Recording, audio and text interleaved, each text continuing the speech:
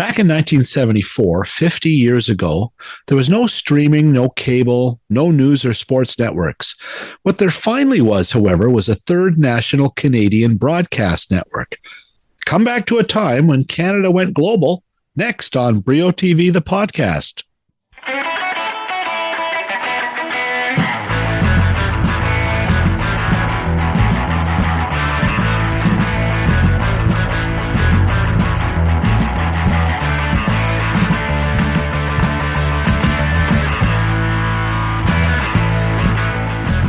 Yes, global struggles take on a whole new meaning today.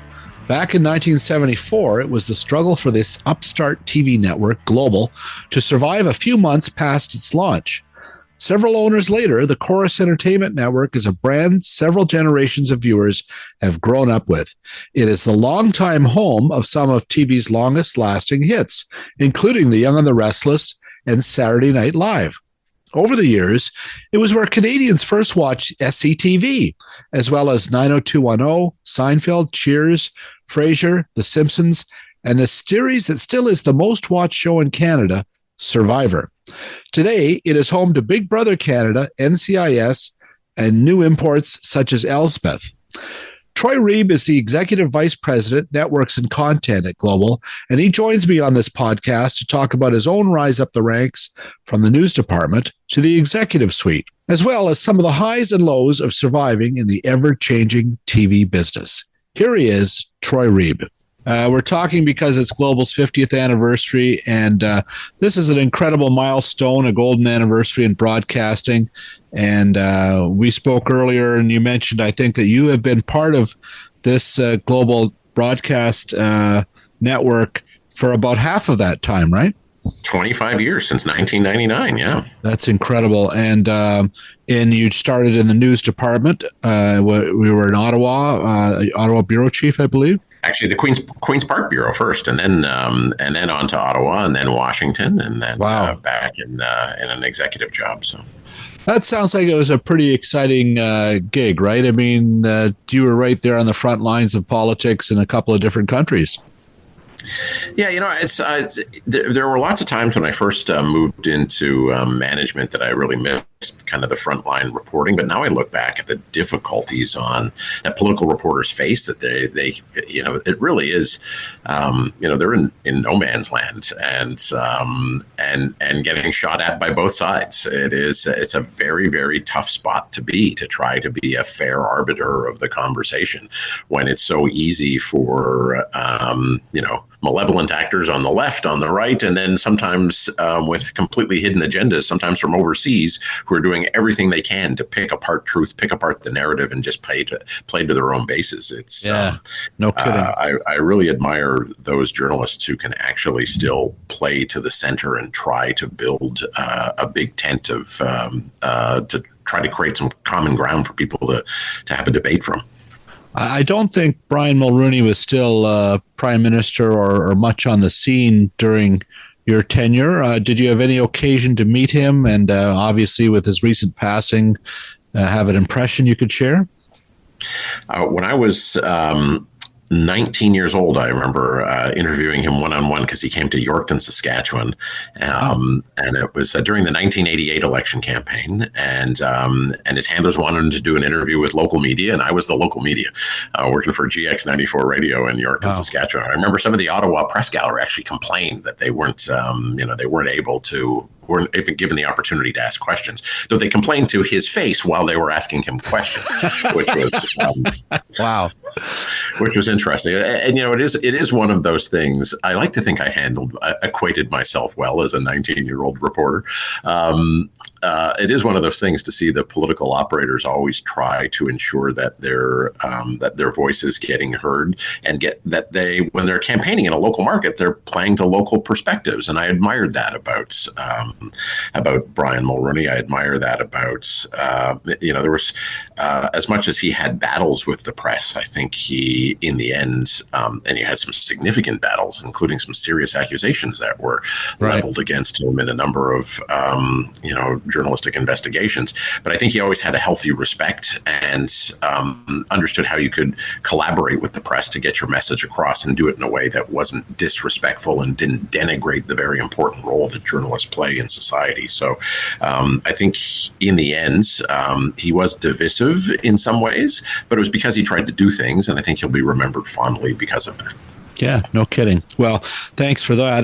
Now back to Global, and put us back in the beginning here, 1974.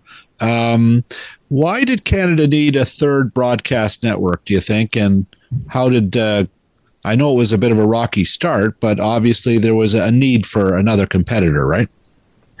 Yeah, it's interesting that the development of Global, which actually came on the air after City TV in Toronto, but City came on as a very locally focused station, and Global was always designed to be a national network. Right. And it really paralleled the development of cable television in Canada, where cable's original selling option was you don't have to just watch Canadian TV anymore. You can get American channels. And that was the selling tactic. There weren't cable networks per se in the beginning. There was just the ability of cable companies to deliver distant signals, mostly from American services. And a few superstation sort of concepts popped up in the early days of cable, but really the selling point was getting more American entertainment. And so as diversity of choice grew, it became really important that there be diversity of Canadian choice as well, and more than just the CBC and CTV for news and entertainment, and also that that for advertisers, that their advertising dollars could stay in Canada. That that if more than half the audience was watching signals from over the border, there was no opportunity for Canadian advertisers to access that market and to get their shows into some of those popular programs. So I think that the grand compromise of Global was to introduce more Canadian choice for viewers, but also more opportunity for advertisers to get their messages and to get local reflection inside of the world's biggest shows, which obviously came from Hollywood. Yeah, no kidding. It was a different time. I remember sitting in Etobicoke watching, and you'd have to, McLean Hunter cable converter box, you'd have to slide this clickety-click thing into channel 77 or something in order to find Global. If you wanted City, you'd hang a coat hanger on the back of your UHF screw on your TV set. It was different times for sure. But I remember having the dial where you had to, we only had over the air, so you had to get the antenna on the tower to turn. Yes, exactly. Those were the days. Now, the Global, as the license is approved, this new venture is launched. And we talked earlier, you mentioned a fellow by the name of Al Bruner was very involved in the launch of the service, right? Yeah, and he helped get the network up and running. There was they could never launch it as a national network, and they kind of compromised to make it a regional Ontario network only. But that was the original plan, was to always build it into a national service. It was designed not to be a local station, and in fact, for the longest time, even when I first started in 1999, Global did not have a license to sell local advertising. The newscasts were supposed to be regional in nature and not directly competing against CFTO Toronto or City Toronto in the local news space. It seems, very archaic to think about that now, but the design was always to be a network, and when it was launched, it actually launched with great promises of Canadian content. This is kind of the history of the CRTC, that anybody wanting a new license would always promise a ton of Canadian content and culturally relevant programming, including arts programming. The first show actually had a live orchestra playing to celebrate the launch of Global, and not surprising, as with the history of many Canadian programming adventures that overpromised spending on Canadian content, it ran into financial trouble very, very quickly. Within months, actually, it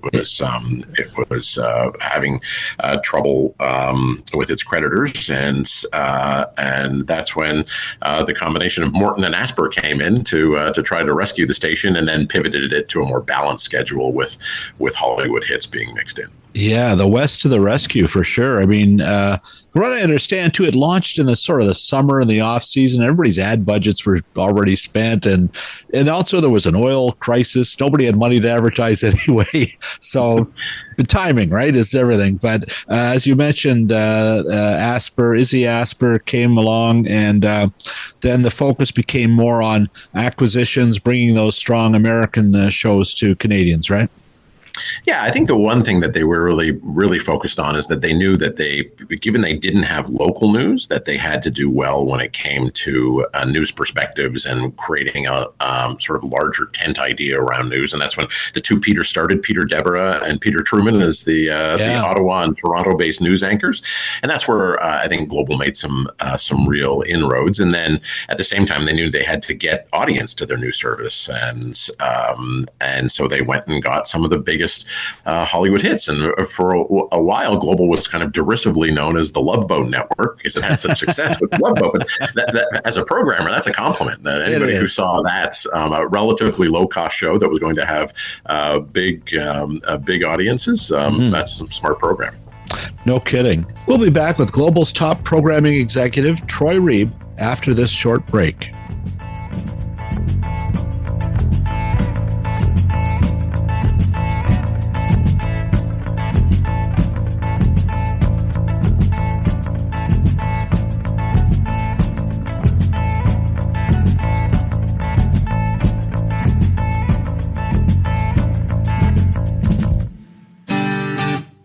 Well, did you know that it was June Carter Cash who wrote one of Johnny Cash's biggest hits, Ring of Fire? That's just one of the things you'll learn watching June, streaming this month on Paramount+. June shines a spotlight on the history of country music and the Carter and Cash families. The 5-time Grammy Award-winning singer, actor, and author has opened for Elvis, appeared on screen with Robert Duvall and Jane Seymour, and as mentioned, was a damn fine songwriter. Featuring interviews with the woman herself, the film also includes sit-downs with her family, admirers, and friends, including Dolly Parton, Reese Witherspoon, and Willie Nelson. And remember, there's a mountain of premium entertainment for audiences of all ages on Paramount+.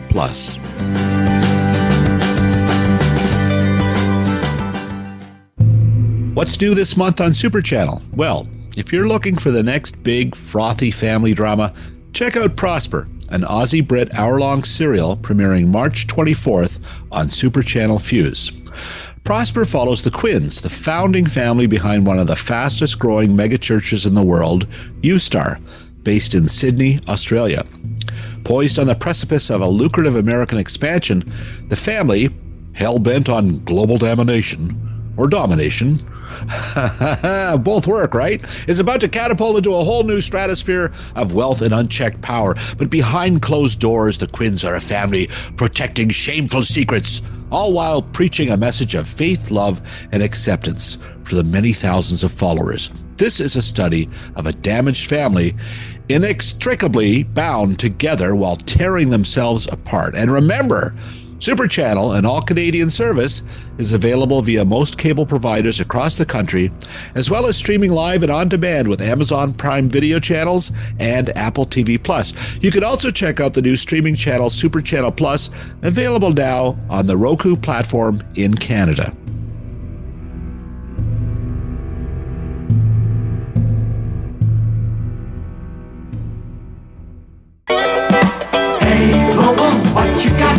What you got this fall?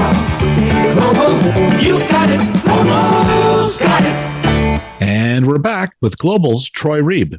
And you're right about the two Peters, instant credibility. I remember they just seemed so, that was back in the voice of God days of network anchors, and they seemed right up there, guys who you believed and trusted, and they were a great choice to get things launched. But take us in, eventually, you're right, you're the Love Boat Network, but then Global has this run, a tremendous run, I guess about 15 or 20 years in, with all these great must-see shows, the acquisition of things like Cheers and Frasier and Seinfeld, right? It was just a must-see. It really was, and I think in many ways, the Global somewhat took advantage of the decentralized structure of its primary competitor in CTV, in that it was, there was always, as much as CTV had a network, it still had very disparate station ownership groups who wanted to go in different directions, didn't have regular schedules at times, whereas Global knew exactly what it wanted. It went for the biggest shows. When it found a show it liked, it made sure it locked it up for life of series. There was even a time in the early 90s when NYPD Blue hit, and Global stole that show away from CTV, and so that it could keep all of the biggest shows. And you're right, Global had this incredible run through, really from the late 80s into the early 2000s, where it was the number one broadcaster in the country, despite not being a full national broadcaster. It sublicensed its programs in the West to the WIC stations in Alberta in particular.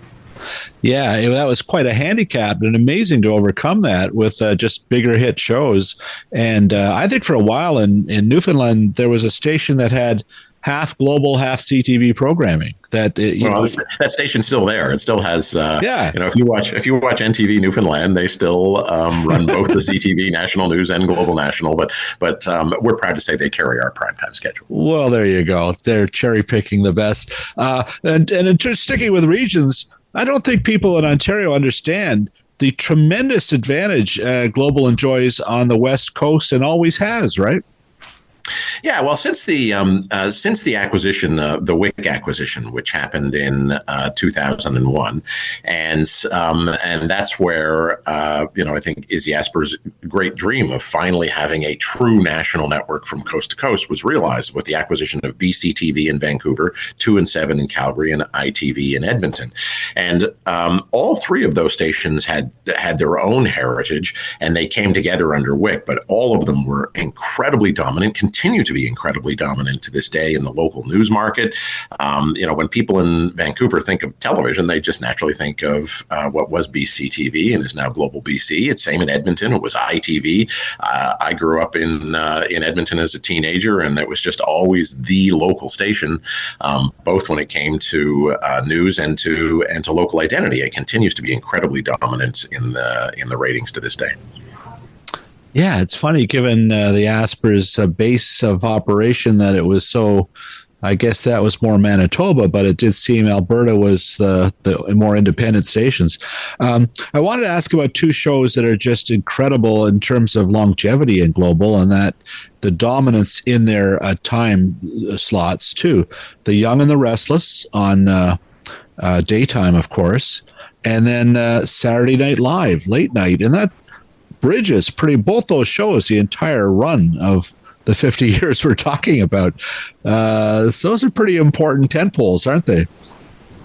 They really are, and and it's interesting how we talked about news earlier, but you touch on Young and the Restless and Saturday Night Live. Neither of those shows runs in prime time, as does news doesn't run in prime time. But it shows how important the full day part, the full signal is to the success of the network. And Young and the Restless for years and years and years was. I remember talking to CTV executives when I first joined, and they all would complain about this huge Young and the Restless lead-in audience that Global had at 5:30. It was what made Global's 5:30 news so dominant, and then CTV would take over and the ratings lead at 6.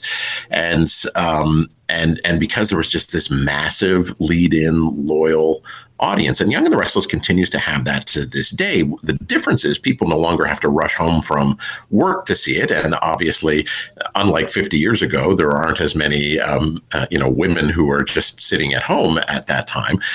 They're out, they're busy, they're in the workforce, and therefore much more of Young and the Restless is being watched on demand. It means it's less significant in terms of a lead-in for the news, but it's more significant in terms of how it can drive viewership on Stack TV and other on-demand platforms. More than half the audience every day to Young and the Restless is actually watching time shifted as catch-up viewing at a time of their choice, and often during prime time.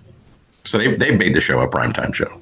I often thought, Troy, if Victor Newman could have just slid over and been a news anchor at the end of the Young and the Restless, then you'd have just another million viewers. Well, for 10 years, we went straight from Victor Newman into Kevin Newman. So nicely done. There you go. That people would ask if he was Victor's son. So that's hilarious. Kevin should have grown a mustache, I guess. But Saturday Night Live, and again, people think of all the biggest hits on TV. These are the shows, NCIS, of course, and others are so dominant. But in terms of 18 to 35 or 25 to 49, there's probably no bigger show over the last 3 decades than Saturday Night Live on a consistent basis, right? People talk about the heyday of Saturday Night Live, and it's, when you talk to boomers, Gen Xers, they all have their favorite period of Saturday Night Live, but it's almost always remembered as sort of a cult hit, a cult following, and you identified with certain actors and certain characters. And Saturday Night Live, for most of its early run, its first 20, 30 years, it didn't ever crack the top 30. This was a late night show that appealed to a specific young demographic, had no opportunity to catch up the next day unless you had taped it with your VCR. And now it's become a complete, it's moved from being a cult phenomena to a cultural phenomena, where every week, if people can't watch it live or don't watch it live, they're watching the clips, they're watching it in catch-up viewing. And from a show that for its first generations was never even the top 30, then started to crawl into the top 20 a decade ago, and now is in the top 10. And right now, this season, we're very early into the spring season. Right now, it is the number one scripted show on Canadian television in the demo. And that says a lot about the power of a show that is live. So a lot of people watch it live, but also then carries over into the conversation each week, so that people want to catch up and do so. Yeah, no, it's people don't realize it's got a great Canadian sensibility. That's true. Lorne Michaels, it helps, right? It's coming up on the 50th, yes, that'll absolutely be quite a celebration. Just to go back a bit, just in between there, we spoke earlier about this. You mentioned how one of the things that distinguished Global was that the personalities, the newscasters, the sports, the local guys, even they just seem sort of very familiar to viewers, friendly. The era I recall is the Three Nice Guys at Noon, John Daw, Mike Anscombe, and Bob McAdory, who I always loved visiting when I was at TV Guide, and Elaine Loring there as well on entertainment. But that kind of connection was important in differentiating Global at the time, right? Yeah, and there was a very conscious decision made in, some people at Global like to claim that they were the first, newsroom to have an open set when it came to having the set, seeing people working in the background. It wasn't kind of this cold environment. I'm not sure if that's the case. There was started to be a trend towards that in the 80s. CNN moved to that, of course, when they first launched. But regardless, they were certainly an early adopter. And it was very much part of the DNA of the news organization to have personalities who were just kind of down to earth. They seemed like more like people you'd be comfortable having a beer with, instead of the right. Holier than thou behind the podium anchor who is going to relate the news of the day to you. Right. And that was a very conscious attempt to kind of counter programming, create a different, more approachable, but still credible atmosphere around those personalities and the content. Has Global always operated out of that 81 Barbara Green in Toronto? Like that this old warehouse has basically been the foundation for a lot of broadcasts all this time, right? It is. It's the studios are still at 81 Barbara Green Road, and Barbara Green Road is actually named for a long defunct paving company manufacturer that used to make paving and road construction equipment called the Barbara Green Company. Wow. And their building, once they went bankrupt, it was a factory that made paving and construction equipment. And it had that used to have railway lines come right into the back of the building. And it was that empty factory that was taken over to turn into Global Television. It had these big high ceilings, and they built some studios inside, and they've added on over the years. But to this day, it still sits in the old Barbara Green construction equipment factory. Wow. Troy, I've never knew that. Thank you for educating me today. Global just kept paving off ramps for viewers from those beginnings. That's awesome. You guys should do a show about Barbara Green, I think. It's quite fascinating. And the other thing is that just across the railroad tracks was where Discovery and TSN were in their early founding, and Global had a good cafeteria, and Discovery and TSN had no cafeteria. So sooner or later, there was like holes cut into the fencing between the railroad tracks, and people from TSN and Discovery would always be cutting through and taking their lives in their own hands, crossing the railroad tracks to get over to Global to enjoy the delicious food at the cafeteria. It did have I remember going downstairs, and the fries were pretty good bringing back memories there. Troy will be right back after this word from our sponsor.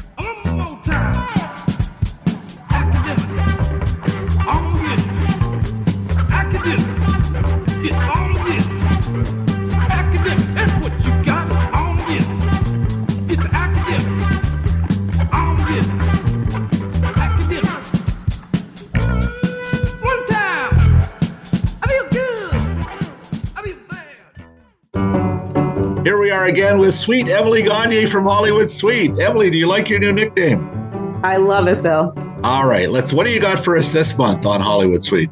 Well, we've got some sweet offerings for you. Nice. Yeah, I had to. Yeah. I particularly like the Women in Film collection that we have. It's Women's History Month, so we always like to celebrate with some historic achievements by women in film. So we've got films like Private Benjamin, which was written by Nancy Myers. We've got Ishtar, which I've mentioned before on this ad space. Yeah. We've got Cemetery. We have some Barbara Streisand directed content. The Mirror Has Two Faces. The Holiday. You name it, we've probably got it this month for Women in Film. Very good. And you've got an exciting new documentary too, I hear. Yes, it's called Nuked. And if you loved Oppenheimer and learning more about the bomb and how it was made, now you can watch this film, which talks about the indigenous populations that were affected by the aftermath of the bomb. So it's a really good complement to the award season, front runner. Well, I don't want to tell Hollywood Sweet what to program here, but you should pair that with Dr. Strangelove and perhaps just Blow Up, just because of the title, right? Yes. There's lots of options for the All right, there you got it. That's what you're seeing this month. Lots of great films by women directors and stars on Hollywood Sweet. Emily, always a pleasure. Thank you, Bill.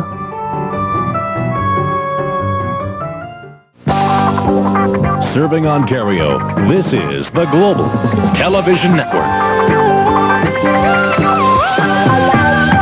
And here he is again, Troy Reeb. Listen, you guys continue to have a lot of hits. Obviously, NCIS has been a dominant show for many, many years, but talk about some of the new ones. Big Brother's been around, too. It's not a new show. Abbott Elementary, though, and CSI Vegas, right? Ghosts. So you're still, the imports are pretty spectacular, right? They're still very key to the network's success. I think we're all very excited. You're always looking for a way, if you're a producer, to find ways to take known IP and make it fresh again. And we're all very excited about what CBS has announced, that there is now a new NCIS spinoff that's going to examine the early years of Jethro Gibbs and how he first got into the agency. Obviously, with a new younger actor cast in that, so you're able to take the same IP, freshen it up in a new way. And it's funny, almost every spinoff of that show has worked incredibly well. Hawaii is it's hard to go wrong setting a show in Hawaii. And that show just keeps on rolling. I think it was a good idea to have, CSI Vegas is a readaptation of the original CSI format, which Alliance Atlantis used to own half of, another Canadian connection. Yeah. And it, of course, that show went into hiatus for a decade, but there was such love for the format. It was the biggest show on television for years that that I think it was a bit of a no-brainer to bring it back, to set it back in Vegas, to bring back some of the old characters in guest starring roles now and then, and obviously it's been a great success. And then you mentioned the unscripted Survivor, still chugging along as the number one show on Canadian television. This past season, in terms of share, it came right back up again. It never seems to get old. Jeff Probst never seems to get old. I don't know. No, he doesn't. That's like 46 edition or something. 46 seasons, so 23 years. Yeah. So, this is the show of Yvonne Fetsan. He gives a restless sleep at night. It's the one that got away back when they were dominating everything. You guys had Survivor. This was must have just driven him nuts. So, well, fortunately, it's still driving our competitors nuts to this day. And then, of course, Big Brother, which really was the original. Survivor in some ways was based on Big Brother, was taking it outdoors and putting it into an exotic setting. Big Brother Canada, in particular, is just absolutely huge with Canadian audiences, Canadian advertisers. Big Brother does well, like the U.S. Version, but it's the Canadian one that really is a tremendous success for us, and we're blessed to have such a great host in Arissa. Yes, she does a great job. It's into its 12th season, I think, isn't it? It is. We're into season 12, back in our secret studio. That's great. Sitting somewhere where near you grew up. Okay, we won't get too specific. I just also, you must have, the eye opener this season has been Law and Order Toronto. It seems to have gotten off to a great start. We're talking about another franchise, that one SCTV has enjoyed. Is there a way to NCIS Canada? Is there a way to take that franchise and maybe make it Canadian? So first off, huge congrats to our friends and competitors over at Rogers on Law and Order Canada. Weirdly, it was some of the scenes were shot right here in Corus Quay. It shows you how small the production industry is. I think if you take a look, you'll see what's that office on the lakefront in Toronto? That's wild. Because it's the Corus offices. But no, big congrats to them. It's nice to see a Canadian show premiere as well as it did, and it does show the opportunity for adapting some of those successful international formats to Canada. We have our eyes on a couple of similar ones, and I can only say stay tuned. Oh, okay. There we are. We get some hint of something coming up. You have a couple of shows now, obviously, Family Law in its third season. What else are you looking to develop? Are there genres that you really think work in terms of Canadian material? Well, it's we've had such incredible success in the lifestyle space. I don't think you can ever underestimate how important HGTV Canada, Food Network Canada are to the overall Corus recipe. They're huge with audiences. They're huge with advertisers. We've just premiered a new Brian Baumler show called All In, where we've taken him out after his tremendous success renovating a resort in the Bahamas. We've now taken it back down to brass tacks, and he's going coast to coast in an RV, helping people fix up their small businesses.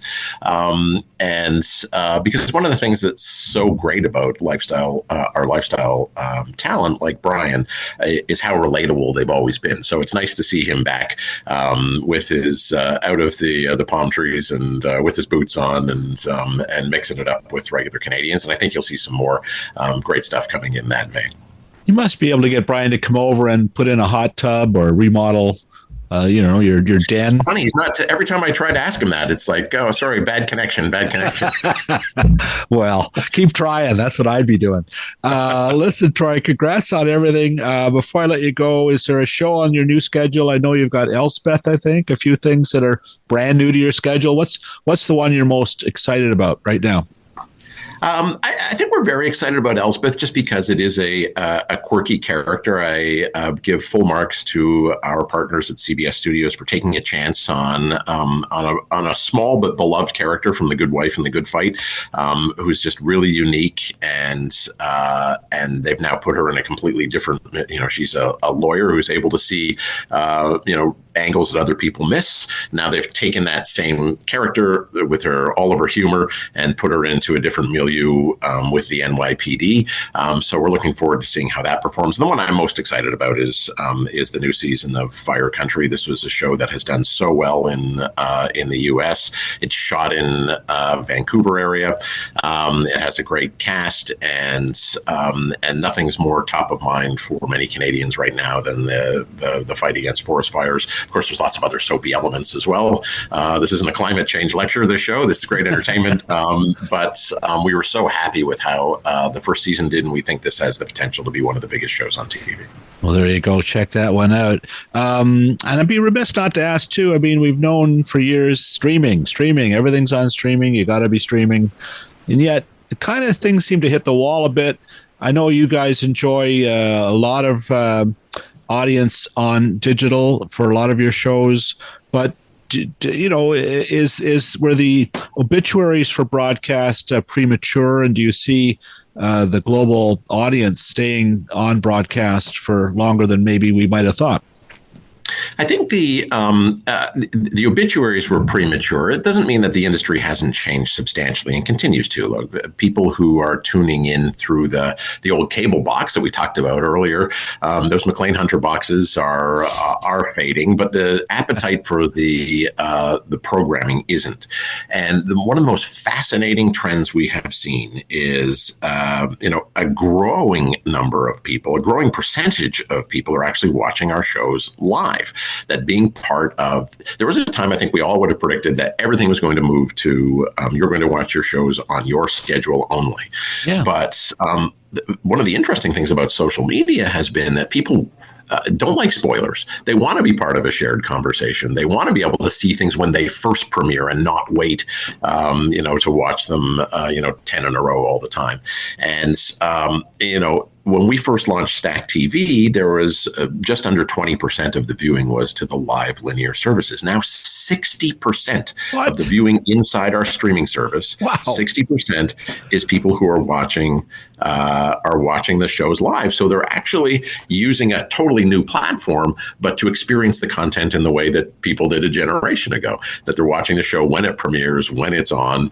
They're leaving a channel like HGTV or Food On in the kitchen while they work, while they deal with the kids, and they're watching things live. And even on our traditional networks, which of course you can also watch on VOD or on catch up, we know that 80% of the viewing is still live. People are coming to those shows and watching them live. So that's good news for us as a network. It's certainly good news for advertisers who want their ads not to be skipped over and to be seen. And we think there's lots of life left in this old girl yet.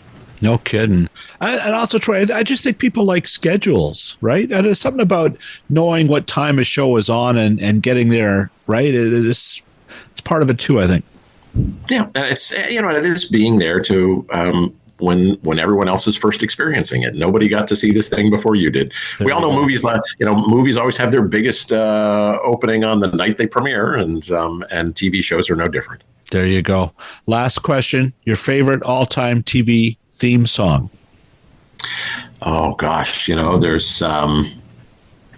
So many of the ones had like the catchy, like Facts of Life and Different Strokes, both of which were from Alan Thicke, by the way. Yes. That's a real gift. Yeah. The Dynasty theme. Yeah. That was, it didn't have any lyrics, but it was just, so catchy. There's been a lot of good ones. It's hard to pick. Hill Street, another global show, right? Yeah, another great global show. So for sure. Well, those are good choices, Troy. Thank you so much again. Congratulations on the 50th. You guys are celebrating as we speak this week, I believe. You're having a bit of a party, and this is something you're going to keep celebrating all year long through 2024, right? Yes, and I think anybody who's tuning in, you'll see little reminders of our 50th season throughout the year. We've got cool little animations of to harken back to some of the greatest shows that we had, like Dynasty, like Seinfeld, and Survivor. Some of those magic moments that have happened through the 5-decade history of this still very young television brand. Even Neon Rider, maybe we'll see, or Traders. I don't know if we're going to get back that far. Okay, Troy. Thanks so much much for your time. I really appreciate it. And have a great party. And congratulations again on 50th. Thank you again, Bill, for all your interest, and enjoy the new schedule. We certainly are. Okay. Thanks, Troy. Take care.